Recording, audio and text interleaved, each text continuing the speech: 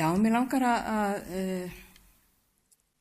lesa fyrir ykkur eða flytja fyrir ykkur boðskap sem að bera yfirskriftina Ég á ekkert. Eiginmaður hennar var látin. Skuldin var raunveruleg. Lánadrottnarnir voru að sækja syni hennar. Þegar þessi ekkja kom til Elísa, var hún ekki að glíma við smá fjárhagsleg óþægindi. Hún stóð frammi fyrir þeirri tegund þrýstings sem ógnar fjölskyldu þinni, framtíð þinni og öllu sem þú elskar. Og þegar Elísa spurði hvað hún ætti í húsinu, hljómaði svar hennar eins og tómleiki. Hún sagði, ambátt þín á ekkert í húsinu nema krukku með olíu. Þannig sá hún það, en Elísa heyrði eina smá atriðið sem himinninn gat notað. Hún átti krukku af olíu. Það skipti máli því örvænting getur fengið fólk til að gleyma því sem Guð hafði þegar sett innan seilingar. Hún var svo meðvituð það sem hana vantaði að hún næstum hunsaði það sem eftir var. Fyrir henni virtist ein krukka of lítil til að skipta máli. Fyrir Guð var það nóg til að hefja kraftaverk. Elísa sagði henni að fá lánuð tóm ílát og ekki bara fá, heldur mörg.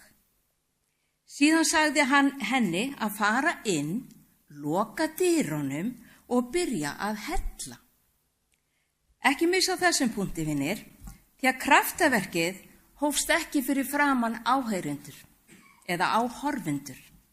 Það hófst fyrir aftan lokaðar dyr í venjulegu húsi með tómum ílátum og einni lítilli krukku. Það heyrðist ekkert lófatak, engin opinber sviðsmynd, engin dramatísk sýning fyrir hverfið. Aðeins hlýðni í einrúmi. Og þegar hún hellti, hélt olían áfram að renna. Krukkan leit ekki út fyrir að vera nóg. En hún hélt áfram að fylla, ílát eftir ílát eftir ílát. Olían hætti ekki vegna þess að Guð var hættur. Nei, það hætti vegna þess að það voru engin fleiri ílát til að taka við því. Þetta á sér stað enn í dag. Sumir halda áfram að segja, ég á ekkert. Þegar sannleikurinn sá að þið eigið eitthvað lítið sem þið hafið hætt að meta.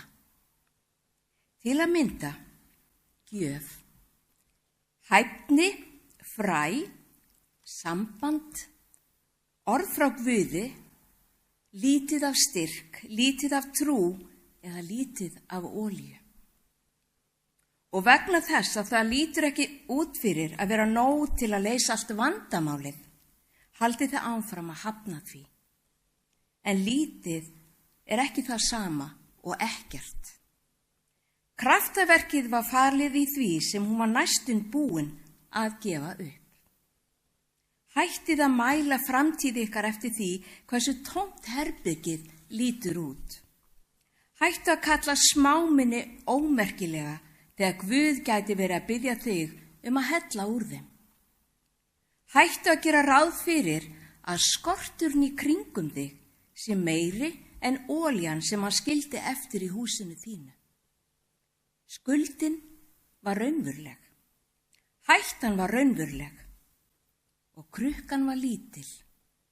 En Guð vissi hvernig á að margfalda það sem hún átti, þar til það sem ógnaði fjölskyldu hennar misti mátt sinn.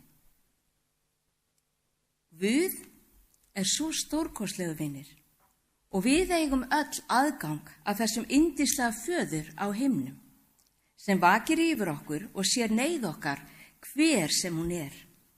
Við þurfum aðeins að hleypa honum inn í húsið okkar, inn í hjartað okkar. Hann veit hvernig á að breyta kringumstæðunum úr neyð í eitthvað stórkostlegt bænasvar. Amen.